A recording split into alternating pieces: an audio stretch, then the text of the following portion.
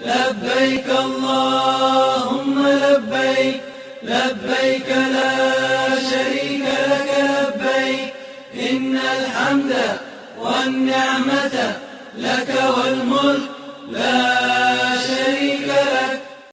بسم اللہ الرحمن الرحیم. حضرت ابو ہریرہ رضی اللہ تعالی عنہ سے روایت ہے کہ رسول اکرم صلی اللہ علیہ وسلم نے فرمایا، جو شخص اللہ تعالیٰ کے لیے حج کرے اور اس میں بری باتیں اور برے کام نہ کرے تو وہ حج کر کے اسی طرح لوٹتا ہے گویا کہ اس کی ماں نے اسے جنا. عزیز دوستو، حج کی حقیقت ہی یہی ہے کہ خدا کی رحمتوں اور برکتوں کے نازل ہونے کی جگہ میں حاضری دینا.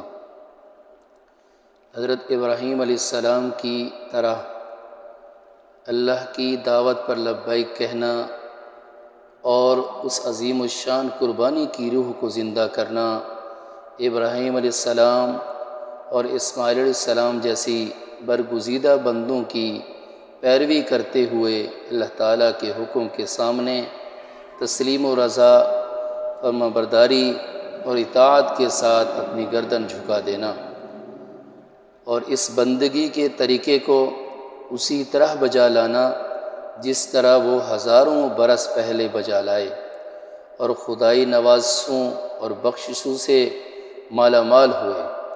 یہی ملت ابراہیمی ہے اور یہی حقیقی اسلام ہے. یہی روح اور یہی باطنی احساس ہے جس کو حاجی حضرات ان برگزیدہ بندوں کے مقدس اعمال کو اپنے جسم پر سجا کر ظاہر کرتے ہیں. اسی ابتدائی دور کی طرح بغیر سلے ہوئے کپڑے پہنتے ہیں، اپنے بدن اور سر کے بال نہیں کٹواتے، خوشبو نہیں لگاتے، رنگین کپڑے نہیں پہنتے، نہ سر ڈھانپتے ہیں. جیسا کہ صحیح مسلم شریف میں ہے کہ حضرت ابراہیم علیہ السلام نے بیت اللہ میں حاضر ہو کر پکارا، لبیک اللہم لبیک. آج ان تمام حاجیوں کی زبانوں پر وہی 3-4 ہزار سال پہلے کے کلمات جاری ہوتے ہیں. یہ توحید کی صدا ان تمام مقامات پر بلند گھاٹیوں میں بلند کرتے ہیں جہاں ان دونوں نیک بندوں کے نقش قدم زمین پر پڑے. پھر اسماعیل علیہ السلام کی والدہ محترمہ حضرت حجرہ سلام اللہ علیہا نے پانی کی تلاش میں صفا مروہ کے درمیان چکا لگائے.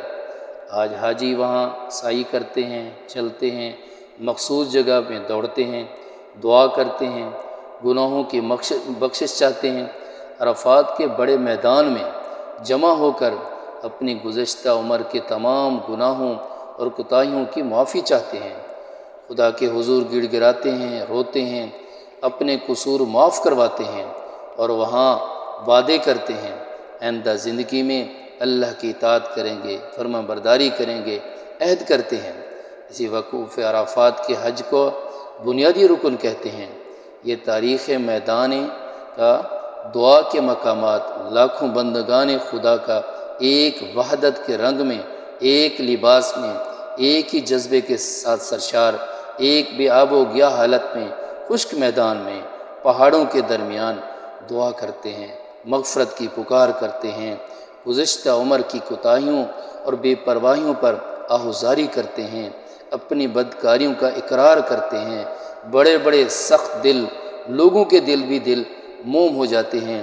پھر اس پاکیزگی کے بعد یہ احساس کہ یہ وہ مقام ہے جہاں ابراہیم علیہ السلام سے لے کر حضرت محمد صلی اللہ علیہ وسلم تک بہت سے انبیاء اسی حالت اور اسی صورت میں اسی جگہ کھڑے ہوئے تھے.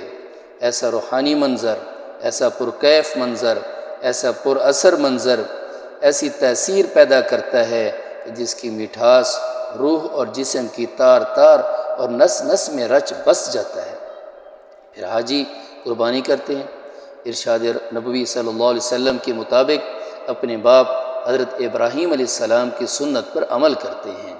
تو حج بیت اللہ ان تمام کیفیات کو سمیٹ کر لانے والا یقیناً ارشاد نبوی کے مطابق ایسا ہوتا ہے کہ گویا وہ ابھی جنم لیا. اللہ تعالی ہمیں حج بیت اللہ کرنے کی سعادت اور پھر اسی برکات سے مستفیض ہونے کی توفیق نصیب فرمائے، آمین۔